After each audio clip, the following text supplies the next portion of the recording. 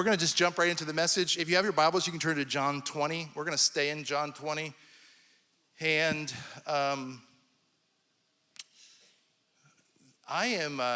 this message today, I'll say this to you. I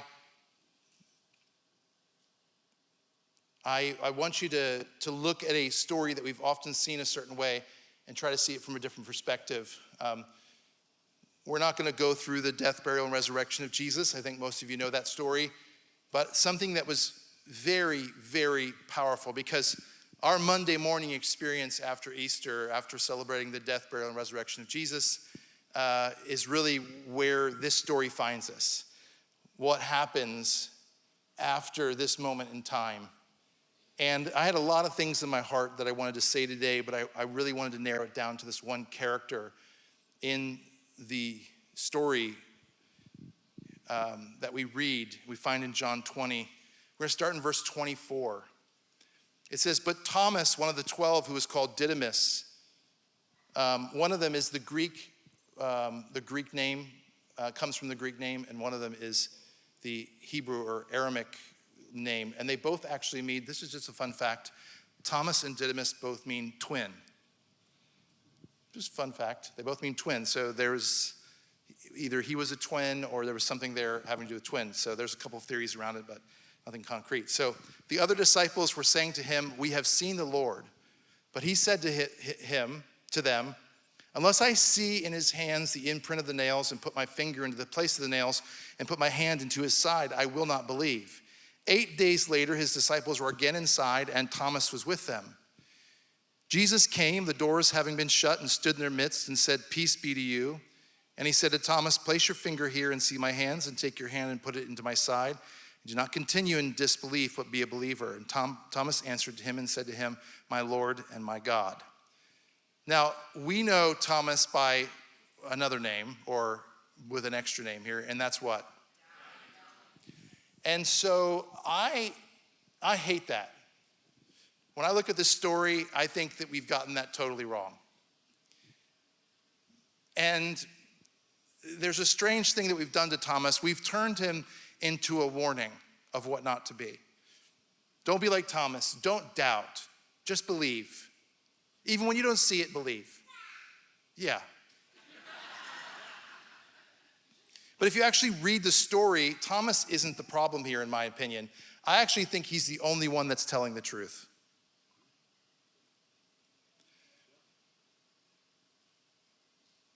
If one of you, we watched you pass away in some sort of violent manner like the cross, and a couple days later, some of the rest of you are like, "I think he's back, or she's back," I think there'd be a lot of skepticism here, right?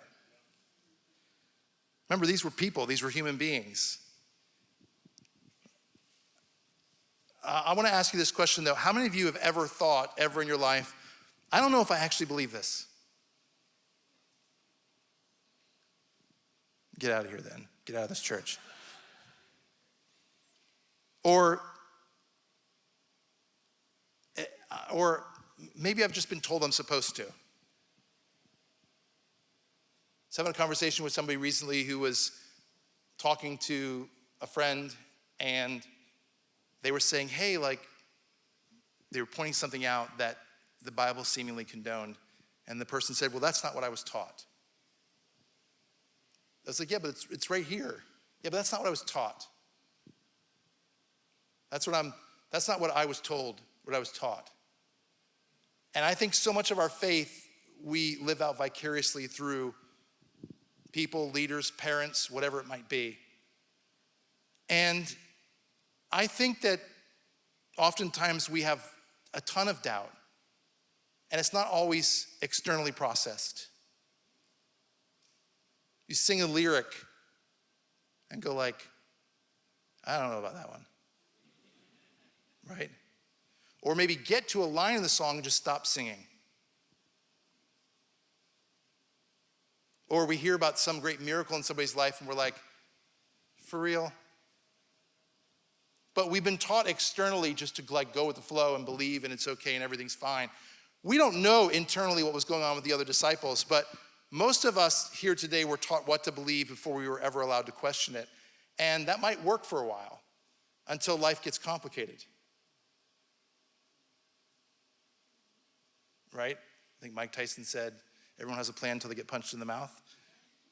Well, when life punches us in the mouth, until suffering shows up, until something doesn't seem to add up anymore, when things don't work out the way we were told they were going to work out, a sickness, a divorce, a child who says, hey, I might not marry who you think I'm going to marry. Whatever it might be, when life doesn't work out that way, then suddenly the faith you inherited doesn't quite feel like it can actually hold the weight of your actual life. And I think that's where Thomas is here. And the other disciples, they had seen Jesus, they had an experience, but when they came to Thomas and say, hey, we've seen the Lord, Thomas says, I'm not building my life on your experience. It's not doubting Thomas. It's a man who says, I want to see it for myself. And that line matters more than we realize because of a lot of us are trying to live off of someone else's encounter. Our parents' faith, our pastor's whatever certainty, our church's specific language.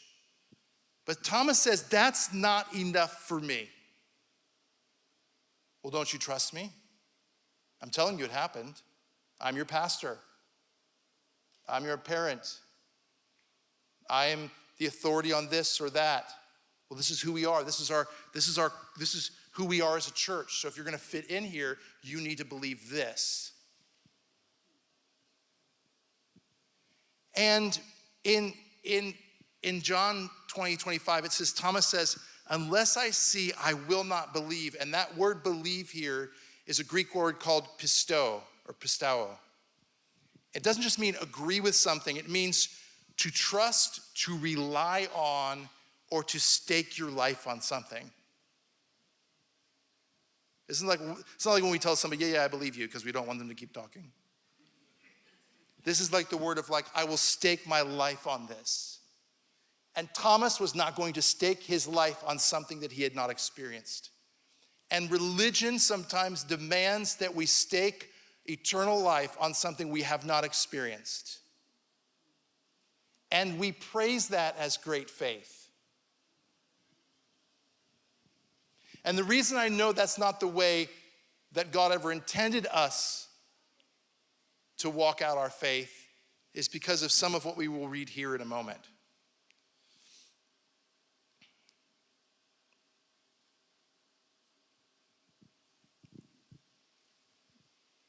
I've read this portion of scripture and then I was like, I want to go back and just see what happened before this. Like when the disciples found out that Jesus was alive. And I found something that maybe some of you don't know. I didn't realize this. I know I'm your pastor, I'm supposed to. I didn't realize this. So let's go back to verse 19 of the same chapter. Before Thomas is even in the room, remember he's not there. Jesus appears to the other disciples, and this is what happens. He says, now when it was the evening of that day, the first day of the week, and when the doors were shut where the disciples were together to fear of the Jews, Jesus came and stood in their midst and said to them, peace be to you. And when he had said this, he showed them both his hands and his side. The disciples then rejoiced when they saw the Lord. Thomas wasn't asking for something that the disciples hadn't already experienced. It wasn't like Thomas needed something extra. No, we don't know, and it looks like the disciples weren't asking to see the wounds. And this is my take on that. Because they were afraid, they were hiding, they didn't recognize what was happening, and Jesus doesn't say, hey, just believe. Because the message we've been taught is Thomas should have just believed. Should have had the faith. And we should too. That's your carnal mind. I remember that term. Your carnal mind is trying to He's trying to, get you out of belief and faith and into unbelief. That's not what happens here when Jesus encounters the disciples when Thomas isn't there. He gives them the exact same thing that Thomas later asks for, evidence that we can see and touch. So right away, the label of doubting Thomas starts to fall apart on us. Because Thomas isn't asking for anything more than the others. He's asking for the same thing. So why do we single Thomas out?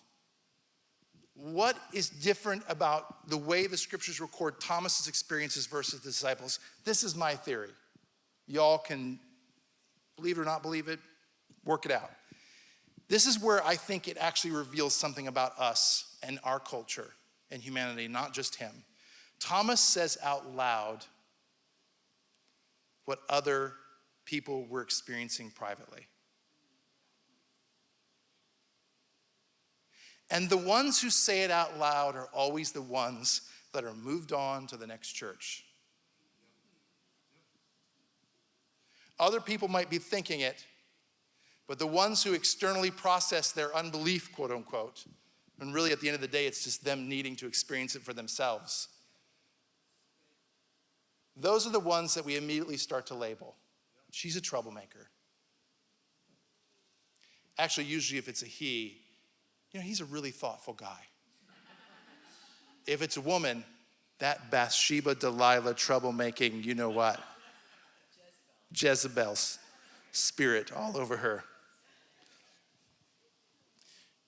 But here's the thing. They might have doubted internally, but he voiced it externally.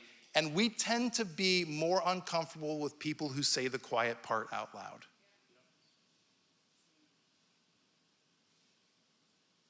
Well, maybe the disciples, No, the disciples were clearly afraid. They were clearly full of fear. They were clearly worried that there wasn't going to be a good ending to all of this. They were scared for their lives. And instead of Jesus showing up and them saying, hey, we're a little unsure, like maybe you're just somebody that kind of looks like him. Can you show us some evidence here? Internally, they're like, what is going on here? And Jesus so kindly, it just says, hey, let me just show you. If you're worried, if you have some unbelief going on here, here's where they're at. And none of them get labels. Even though they probably internally were struggling with whether or not it was true. I don't think Jesus would have showed them the scars in his hands and side if he didn't think they were struggling with believing it was true. Thomas says it out loud, and now for the rest of time, he's a doubter. He's the mascot for a lack of faith and unbelief. But this is our human pattern. We normalize doubt when it's silent, but we criticize it when it's spoken out loud. And that is one of the greatest downfalls of evangelical faith. That when people actually voice their questions, their concerns, the things that don't add up, we got to do something with that. Challenging the man of God. Because spoken doubt, quote unquote, it disrupts group certainty. How are we ever going to grow and move this group forward if everyone's not on the same page? It introduces tension. Oh God, we hate that. We were just away for, like I said, for 4 days doing some strategic planning, and there were some moments, Jakima I think was upstairs, but there were some moments where there was some tension, if you know what I mean. There's tension. And we started off the week and I said to the team, I said, here's what I want you to know. Rather than quickly moving towards agreement, I want us to be honest about what we think or feel about these ideas, these questions, etc. So I want to steer away from just quick agreement, let's get this over, and let's be honest about what we feel about things. And boy, did some of them ever. I said, I want to avoid quick agreement. I would like to agree eventually. You know what I mean? No, it was wonderful. But it introduces tension. It forces people to examine their own questions. The ones that we've been internally harboring and stuffing down, never wanting for it to actually be spoken out loud. So instead of dealing with that discomfort, we feel the need to label people. And boy, is that not true for just about every negative label we have. The minute we feel uncomfortable, we experience a little bit of discomfort, right? Uneasiness, I don't understand this. This is different. This is a little bit outside of what I'm used to. We got to find we by human nature, all of us, we all do it. We have to fight against the need to grab a label. We're immediately looking for, what can I put on this? This person makes me uncomfortable. And we find a label. That's the same thing that's going on here, and it so parallels into almost all of our need to label people, to put them into boxes, which ends up ultimately in marginalization. But the real issue is not doubt here. I think it's actually control. I think church culture, and honestly human systems in general, tend to value clarity over complexity. For instance, right? If something's complex, it's like, why does things have to be so complex? Well, sometimes things aren't just so black and white. Certainty over curiosity. Just tell me what it is. Tell me the answer. And agreement over authenticity. Why? Because all of those things are easier to manage. Not just in a group setting, but internally. And I think Thomas represents something here that's harder to control. He's not just going to go with the flow. Thomas he's just, I think this is the best way to put it. He's like, I know the rest of you are cool with pretending to belong, but in this moment, I don't feel like I belong. Because I don't get what you guys are getting. You want me to just piggyback off of your experience. I need the experience for myself. It's like everything comes down to food for me, which lately has been too often that things are getting tight. So I know, you don't have to tell me, like, oh, Jack is getting pretty tight. Yeah, I know, buddy, okay? I'm gonna lay off of it, all right? But that's why, look at these buttons. They're really screaming, hold on for dear life. I don't have my girdle on, so things are just, yes, that. But it's like this, it's like somebody can tell you over and over and over and over again how great a restaurant is, but you have to experience it. It's like, oh my gosh, their such and such is so good. Okay, cool. You can describe it all you want. You want to experience it. You can't say that, can you imagine if you were like, someone's like, oh man, you go to this restaurant, their French onion soup is the best. It is so French. I don't know what that means, but it is so French. It is Frenchy French. It is so French. And it's so great and everything's so good and the cheese is perfect and it's melted and this all blah, blah, blah, right? Gets through this whole thing. And it's like, oh, it's amazing. And you're like, oh, I love French onion soup. I want to have French onion soup. I love it. You never get there. And can you imagine when somebody comes along and says, do you know where there's some good French onion soup? You're like, oh man, this place has the best. Never been there. That's pretty much modern evangelical faith in a nutshell. Very few people have had the experience. We know somebody who did. And now we are sent out into the world to represent something we've never experienced. And it's why oftentimes it feels so put on, so generic. Because people are running around telling people about the joy of the Lord they're going to experience when they receive Jesus, and they haven't had joy hit them in 10 years. It's why the message of the gospel falls so flat oftentimes for people, because the people delivering the message are the exact opposite of the message they're delivering. God is love, but I'll post stuff that's hateful, that's pro-death, that's pro-not taking care of people. Come on. And the rest of the world goes, no, thank you. If that's what God is, no, thank you. And I think this is a powerful reminder that this idea that Thomas gets labeled here with is the exact same thing that we do today. Check this out. I'm gonna kind of wrap this here. Jesus affirms embodied experiential faith. This is the center, the theological center of this moment. Jesus doesn't correct Thomas by giving him a lecture about how he should feel. Now, I'm going to preach to myself right now. We do not need to control how people feel about things. Just because we're uncomfortable with their feelings. Some of you are looking at me like, I don't know what you're talking about. Then you probably do that. The people that have it done too know it more than the people that do it. And because I just want everything to be happy and good all the time, when people have negative emotions, I like to tell them, listen, I know you're upset about this. Let's just talk about all the great things going on. And that doesn't work. It makes it worse. It'll get you something thrown at you quick. Right? You don't throw things anymore.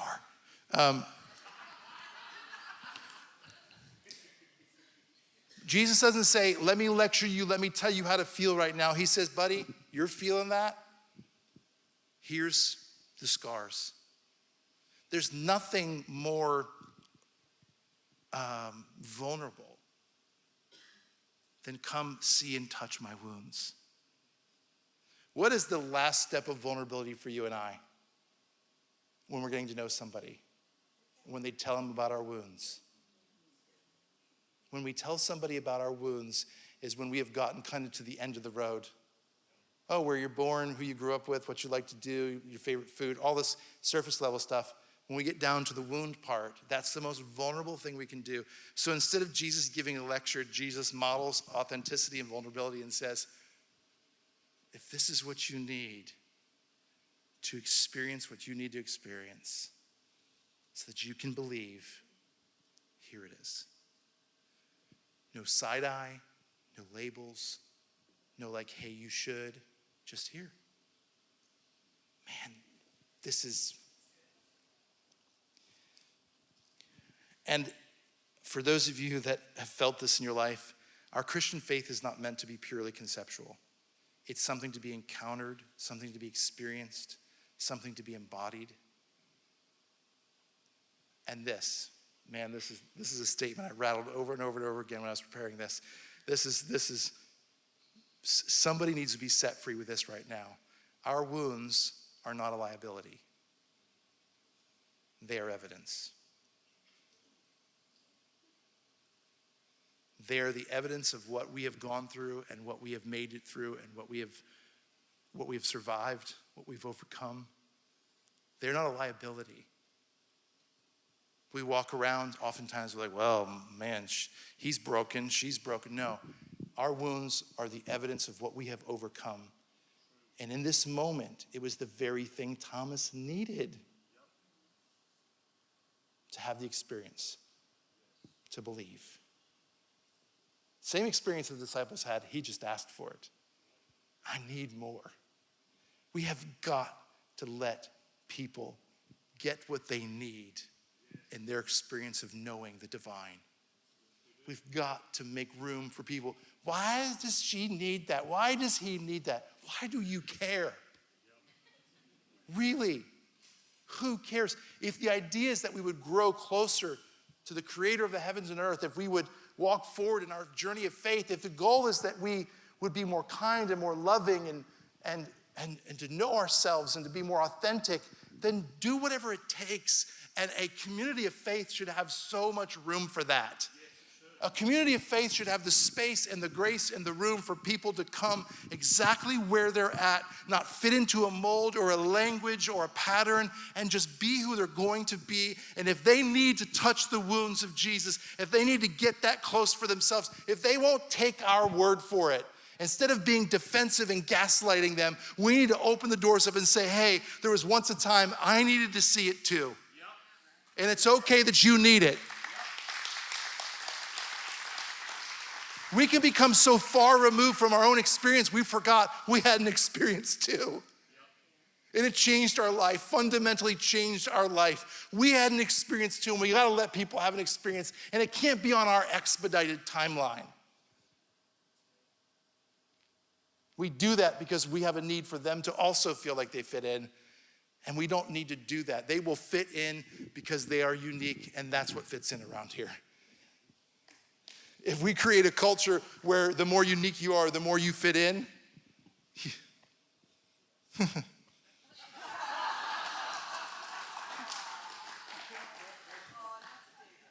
not today. Yeah, Roland, my God. Just kidding, he has control over the screen. I'm gonna just stop right there. Here, let me end with this. You can play the piano because I really am ending now. Check this out. There's more to this, but you got it. Here is the irony of the story of Thomas, the one that we have labeled as the mascot for unbelief. Are you ready for this? After encountering Jesus, Thomas says, "My Lord and my God," which is considered by the great theologians to be the highest Christological statement in the Gospel of John, meaning that the one we labeled the doubter becomes the one who names Jesus most fully.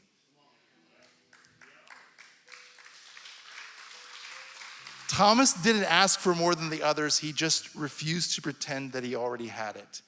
But my God, when he got it, he then declares the most fully clear and aware picture of Jesus that we find in the Gospel of John.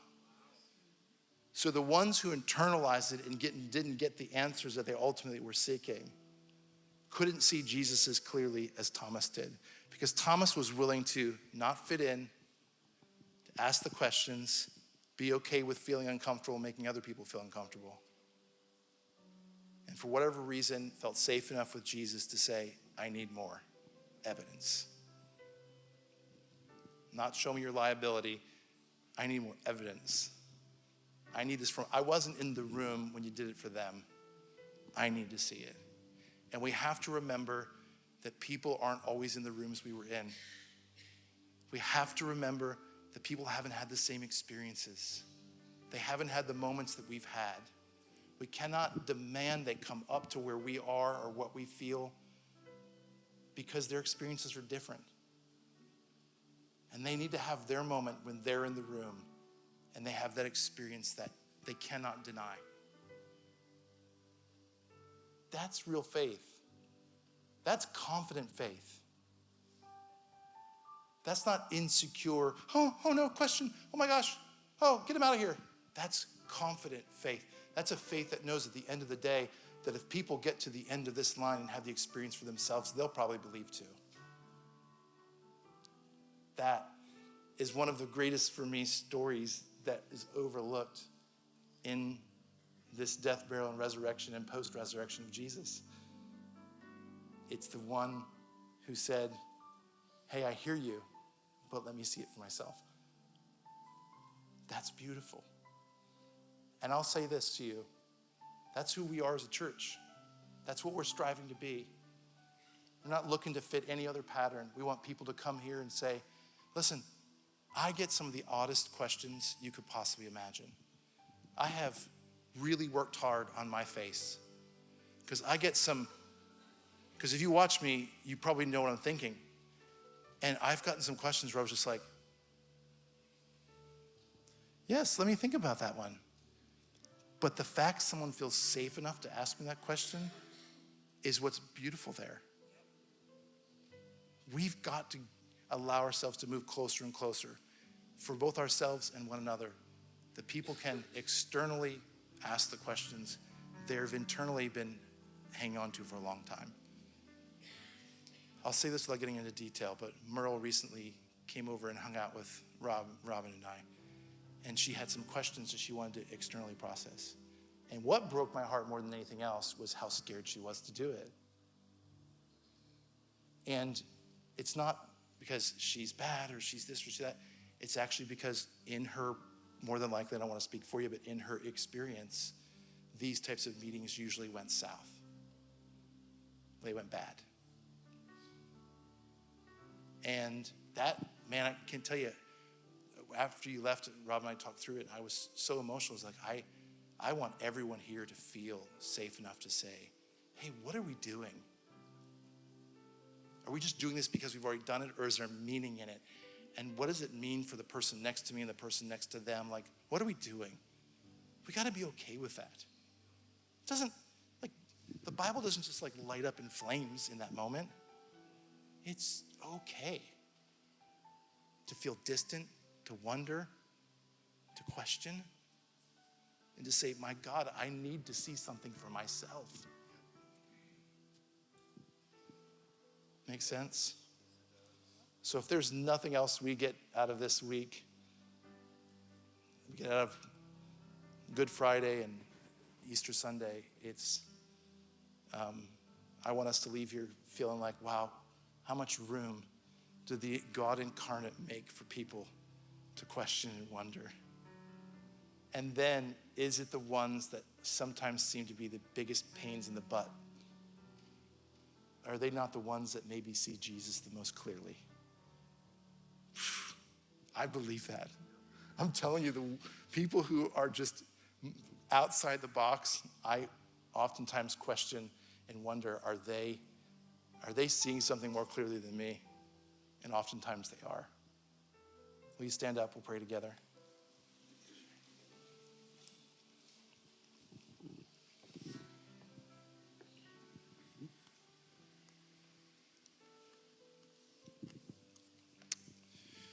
Whew.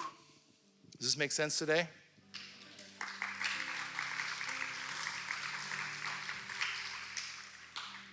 Father, thank you today for this day.